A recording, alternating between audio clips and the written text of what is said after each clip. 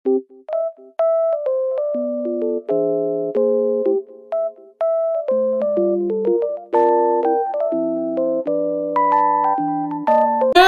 morning, guys. So today is wait lang.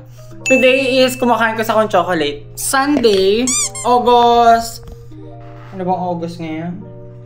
August 10? August 10, 2025.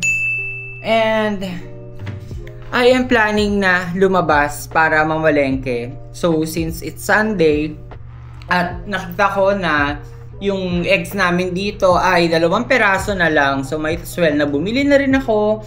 Tapos ano pa ba? Merong natirang corned beef kanina sa L, pero since meron nga rin kami natirang leftover na rice, so sinangag ko na rin, hinalo ko na rin, pero hindi ko siya nilagyan ng garlic. So ang plan ko, bumili ng eggs, ng hot dogs, ng mga frozen, tapos check ko kung magagawa ko yung pesto pasta or spaghetti, pero kung hindi, hindi ko siya nagawa. Pero update, guys.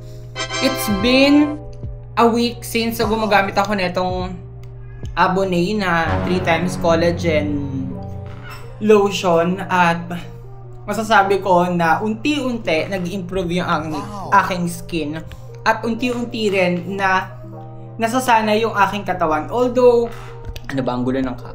Although ito aminin ko sa inyo, may mga times na syempre pag late na ako umuwi dito sa apartment TL, pag late na ako natatapos sa aking mga meetings, medyo pagod na, kailangan na magpahinga, pero dun ko nakikita yung sarili ko ngayon, especially now na 26 years old. Wow. Nagkakaroon na ako ng, alam mo, yung pagpupush sa sarili na gawin, na ituloy yung bagay na ganito, yung skincare, yung self-care, yung healthcare. Syempre, hindi na rin naman ako bumabata. So, ayun. At kung mapapansin nyo naman sa aking skin, hindi ako nagbabrag, hindi ako nagmamayabang dito sa vlog. Just so happy na paulit-ulit kong sinasabi na this video or this vlog is my personal diary, kasi nga hindi ako masulat na tao. Like, hindi ako tulad ng iba na gumagawa ng journal, na merong diary talaga na yung nagsusulat, nag-i-input sa papel, bumibili ng kung ano-anong ballpen para lang, alam niyo yun. Pero anyway, yun nga, kailangan makabili din ako neto kasi ubos na, said na talaga to, guys. Like, as in, kahapon, nagulat sa L, ayan, kasi binubuksan ko na siya, tapos, pag binubuksan ko, tinatakta ko na rin na ganon. Dito naman sa area, meron naman ako mabibilan neto, yung mga beauty supplies, meron din silang mga available, pero sama ko kayo sa palengke, tapos sa journey ng ating Sunday special, August 10, 2025. Okay, isa sa hindi ko pwedeng makalimutan kapag lalabas ako ng bahay is yung mag-apply ng sunscreen.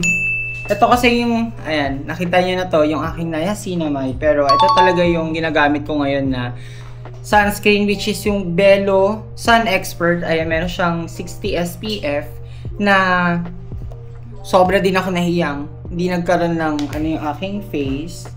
Tapos meron din akong ginagamit yung meron siyang whitening. Ang ganda nito, guys, kasi yan, sobrang sticky at sobrang feel ko na na-absorb talaga siya ng aking skin. At tip lang, guys, kapag maglalagay tayo ng sunscreen, wag din natin kalilimutan na maglagay din sa ating batok, sa ating leeg, kasi naarawan din yan. Tapos ang mga madalas kong sinusuot ngayon is yung merong hoodie. Kapag lalabas ako ng bahay, nag-hoodie ako for some reason, para hindi na rin siguro maarawan yung aking neck.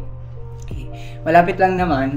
So, ayun, hindi natin dadamihan, pero on a regular labas ng bahay, nagdo-double coating ako ng sunscreen for my preference lang naman. Gusto ko double coating ng sunscreen, tapos pinapahanginan ko para talagang ma-absorb ng skin. So ayan, pabalik din naman ako in a while. Yun nga lang, syempre para ready to go. Ayan, nakaganyan ako lalabas, guys. So ang hawak ko lang na pera is 800 pesos. Enough na yon para makabili ng stocks namin. Ang dami ko na namang, ang dami ko na namang chika. So kapag lumalabas ako ng bahay, wow. Ayan. Ang ganda ng Sunday ngayon guys, kasi maaraw. So perfect na perfect. Bakit natanggal yung ating pagkaka-hoodie? So ayan. Itong jacket na to guys, hindi siya talaga nakaka-protect ng araw kasi sobrang anipis niya lang. Pero okay na din, kaysa naman walang protection. So, ayan lang. Punta na tayo ng market at isa pang trivia.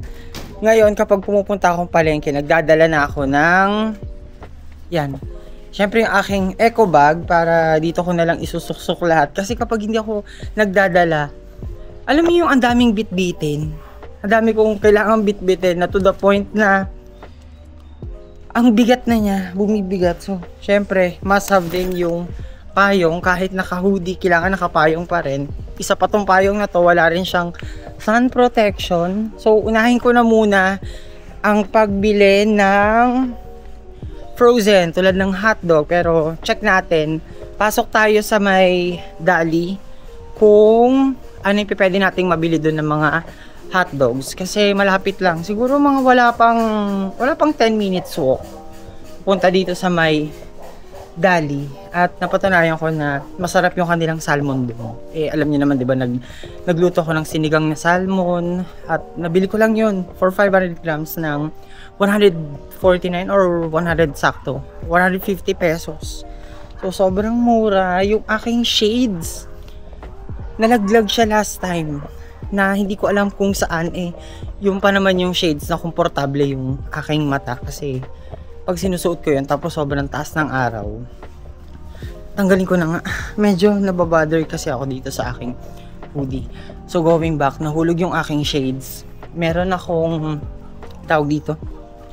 meron akong ibang shades, kaya lang hindi siya yung full. Ang ginagamit ko lagi sa aking eyes kapag lumalabas tapos gantong todo yung sikat ng araw is kailangan talaga full para takip na takip yung mata. Kasi nga parang napapansin ko ngayon na kapag matagal ako sa labas tapos ang taas ng sikat ng araw, sumasakit yung mata ko. Tapos pag napupunta ako sa dark places, ayun, medyo may hilo ng konti. Oh, so we are currently here na sa may dali at ang una ko nakita guys is yung kanilang meron silang pa-free face. Yan. Ito yung kanila. Yan. Naka-discount siya. So, tikman natin. First meal, chichirya agad. Pero, sige, tikman natin kung anong lasa nito. Yan. Siyempre, mahilig tayo sa mga free taste. So, kailangan, meron tayong bibilin dito.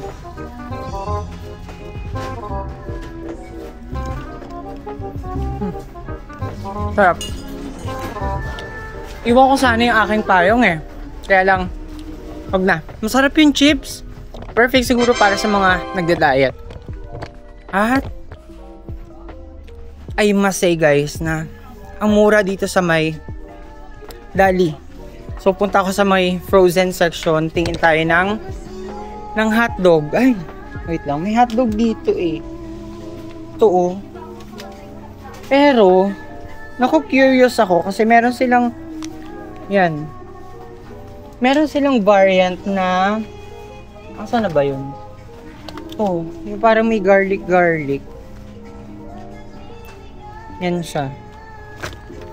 Pero ang kailangan nating mabili is yung parang 1 kilo na hotdogs. Although meron din naman sila dito mga longganisas. Yeah, meron din naman silang hotdogs na maramihan. Pero meron sila dito kanilang skinless. Ano pa ba?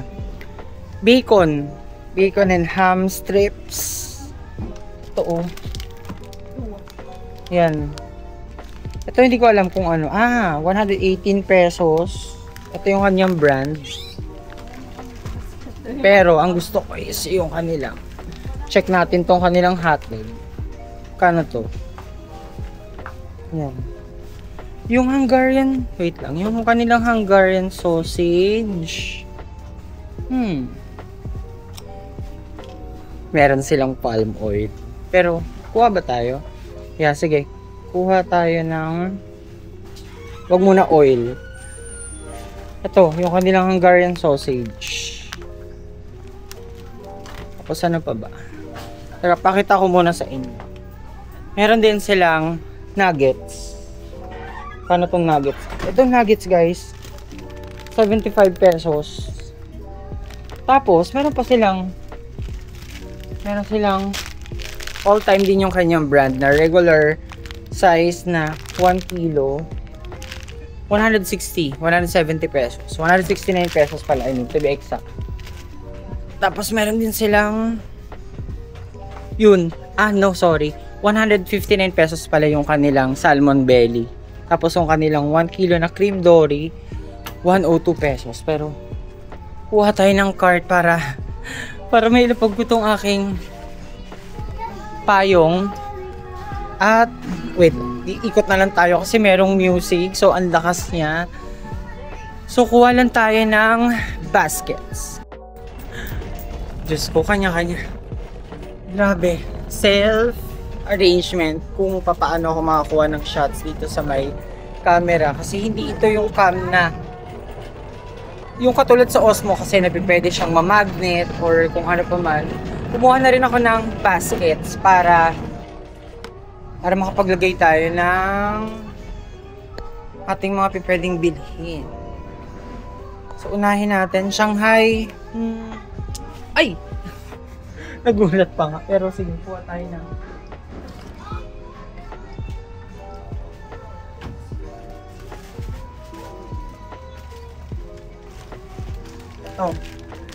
all-time favorite hotdog, hash brown.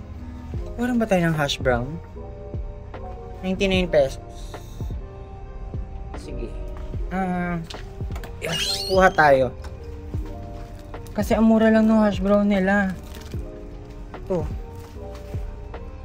99 pesos. Kuha tayo. Veggies. Hindi ko alam. Kasi wala akong paggagamitan ng veggies. Ba? Ano to? Kuha kaya ako. Pero dami pa kasing oil dun eh. Pero siguro yung mga maliliit na lang muna tulad yung kanilang sinigang mix. Meron din pala silang sinigang mix na variant dito. At syempre, yung para sa breakfast ko mamaya. Big na pansit canton. Kuha tayo. 2 piraso lang. Ano pa ba? Ang pwedeng. Meron din dito sa Dali guys. Meron kayong makikitang clearance section. Kung saan mga wala na ako sa framing. Ano ba yan? Pero sige. Ano pa? Yung kanilang dory. Ito yung kanilang mag-update lang ako for work. So ito yung kanilang 1 kilo na cream dory. 102 pesos. Come on, yun lang naman yung bibili natin dito sa my Daddy. So hindi ito sponsored guys, pero gusto ko lang ipakita na ito nga yung kanilang clearance section. Ito, para siyang, alam nyo na, comment down below, naka-sale. Tapos ito, masarap to, natikman ko to. Pinatikin to sa akin ng friend ko, sabi niya, nabili ko yan back sa Dali. So ayun, tapos ito rin, masarap din to, yung kanilang Kilda na alak. Naubos ko rin siya. Yan. Ito, may mabibili yan. Ito mga candies, juice. Tapos dito naman, syempre, yung love na love ko, alak sections. Okay, daan na sa Dali. Yan. Ay, ang init. So, ang next natin ay, syempre, bili naman tayo ng itlog. Pasok tayo sa palengke para magtingin-tingin pa ng kung ano. Pero kung hindi man ako makapasok, pasok tapos hindi makapasok. Kasi dito lang, sa bungad lang yung bilihan ng eggs. Pasukin na rin natin. Pre guys, eggs is live. Pero yung last time kasi, dito ko rin binili yung egg na inuwi namin or yung inuwi ko doon sa apartment ni El at ang binili ko ay meron silang variant kasi na 240 pesos for one tray. Pero dito na siguro ako sa 9 pesos each. So isang tray na yung bibilin ko para ayun, makamura. So meron din naman dito 10 pesos. Mas malaki naman. Sige. Yung 300 pesos na lang. Kas maka-adulting 101. Pero ayun, ang sarap lang kasi may mga times talaga na kahit hindi mo siya i-practice, magagawa mo siya. Kasi nga, syempre, as we age, kailangan din nating, alam nyo na yun, mag-adapt and syempre, maging matured sa buhay. So, kung dati, sobrang easy-go-lucky kung saan, kung ano lang yung makain. Pero ngayon, wala naman ng araw. Kaya lumaban ako na hindi nakahuli. At hindi rin nakapayong. Kasi for some reason, ayan, okay na yung eggs, okay na yung mantika. Next, yung akin namang pampa-fresh na Abonay lotion. So, ayun, magkano rin inabot? Kulang-kulang 1,000. Yeah. Papalo din siya sa 1,000 kasi 460 yung eggs. Kasama na rin yung mantika. Tapos, yung pinamili ko sa Dali, 400 lang din. Ayun, puntaan na natin. Para stop ko na rin muna siguro tong vlog para makapagpayong ako. Okay, we are here na sa ating pagbibilan. Oh, so check natin yung abon. Teka, tapag ko muna. Kasi sobrang bigat. At yung ating mga pinamili. Ayun, nagsa-start na po na mag-update para sa meetings. So, ayun. Pumasok na kami dito ni El at lagi akong pumapasok dito para mag-check ng items, pero ito na yung time para maka-avail naman ako ng products nila at ang mode of payment ko is GCash. So marami rin sila dito, nagbebenta rin sila ng pang hair color, yun, mga pang botox, tapos syempre rejuve set na available din. At na-amaze ako guys kasi since RDL user nga ako, dito lang ako nakakita ng RDL na whitening cream tapos sunblock. Eh sa mall wala. Tapos hindi ko lang kasi sure kung sa Hortaleza meron, pero ayun, meron din sila mga soaps na yun, yung ginagamit ko na niacinamide. Ay, yeah, meron din sila. Tapos kung ano pa man. Tapos meron din silang, syempre, Dr. Alvin's. Pero ang agenda ko lang is even yung Kufu bar. Yan. Meron din akong stock niyan. Pero kailangan ko, ay, sige po, akin po. Pero Abonay talaga yung kailangan kong bilhin dito.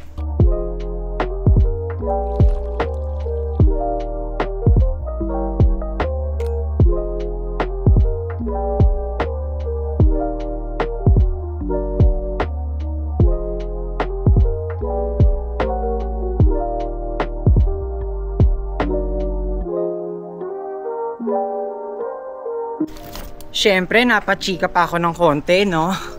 Kasi inoferan ako ni ate kung gusto ko daw bang mag-affiliate. Like, punta ako doon sa store nila. Tapos, I think doon ata ako magbo-vlog. Pero since I am rushing na nga kasi sobrang quick lang ng aking paglabas. At so far, nakumpleto ko naman lahat ng kailangan kong mabili dito sa area. Hotdogs, eggs, and syempre aking pang skincare. So kailangan ko nang bumalik kasi yun na, medyo ayan. Ito ang struggle. So mas struggle pa to guys kapag wala akong dalang eco bag kasi bit-bit ko siya lahat. Tapos yung tray ng egg. Ang hirap pero sobrang satisfying kasi meron ako na-accomplish. Good evening guys. So not the typical type of time na nag-open na naman ako ng vlog, pero ayun, share ko lang kasi kanina napadaan ako sa may Muñoz Market. So napabili na rin ako ng tofus. Dapat kanina kakainin na namin to ni El or piprituhin ko na siya. Pero nagmamadali si Elle kasi kailangan niya ng continue yung kanyang pagpapa-wax. And thankfully, nakapagpa-wax na siya kasi kung napansin nyo dun sa previous vlog, putol yung mga clips kasi hindi na natuloy yung kanyang pagpapawax for some reason. Pero, ayun, pinaprepare ko lang to for tomorrow kasi natimplahan ko na siya. Ito pala, by the way, yung tofu. Yan. Natimplahan ko na to kanina. Nalagyan ko na siya ng MSG. Tapos, nalagyan ko na rin siya ng pepper. Pero, gusto ko lang muna siyang iritimpla para tomorrow, check natin kung ano yung magiging lasa niya kasi kahit ako kinakabahan kasi first time kong gagawa ng tofu recipe na inilabas dito sa aking vlog pero hopefully maging maganda siya. So, I'm thinking of lalagyan ko siya ng gusto ko siyang lagyan ng breading mix pag ipiprito para mas malasa siya. At sana nga guys, malasa talaga siya. Or kung hindi naman breading mix, gusto ko siyang lagyan ng tawag doon, breadcrumbs. So tomorrow, pakikita ko sa inyo kung paano ko siya lulutuin. Pero bago yan, iritimpla ko muna siya. Gagamit ako netong Ajinomoto, not sponsored guys. So gagamit lang ako netong chicken powder mix. Ayan siya. So, bubudburan lang natin. Pahira natin siya para malasa yung loob. So, inayos ko siya ng ganito sa plate para mas kumapit talaga yung lasa ng chicken powder. At baka dagdagan ko rin yung kanyang pepper kasi nakukulangan ako sa kanyang pepper. At kanina kasi nung binuhusan ko siya ng paminta, hindi agad kumapit hindi lahat na-coat ng paminta. So, ayan. Make sure lang natin. Itong mahirap. Ito yung first time ko nagagawa nitong tofu recipe at hindi ko masabi kung mahirap ba. Pero, ayan, dagdagan natin ng pepper. Yeah, ito. From McCormick, not sponsored also. Lagyan natin siya ng black pepper na ground. Damihan lang natin.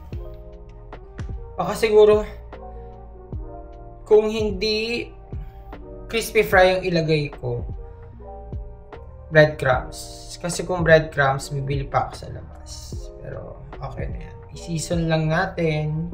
Let's be generous. Kasi ako rin naman or kami rin naman ni El ang kakain nito. So maya-maya meron pa akong last meeting. Last na yon bago ako matulog. Mabilisan lang yan guys. Yan. Tofu na punong-puno na. Tofu na punong-puno ng seasonings para kumapit hanggang loob yung kanyang flavor. Ayan. Gusto ko pa siyang dagdagan ng chicken powder. Let's add chicken powder. Ayan. I know maraming makakapunan na hindi healthy, sobra sa MSG, pero kiber, kami naman ang kakain. Let's be generous sa pag-apply. Ewan ko ba kung ano tawag din sa recipe na to? Basta lang ako makaluto. At napapansin ko ngayon guys, medyo into cooking ako. Hindi ko rin alam kung bakit. Siguro nga dahil sa nagkakaedad na rin. So ayun nga. Gaya nga ng sabi ko, first in, first out. Kapag ako na yung nasa kitchen, gusto ko lahat ng pinagamitan. Hindi ko siya tinatambak. Gusto ko diretso na lang. Diretso hugas. So, ayan na guys. Ito na yung ating final na pagsisison dito sa aking tofu. And good night guys. Thank you so much for watching. Update ko na lang kayo tomorrow kung anong kalalabasan netong aking tofu recipe.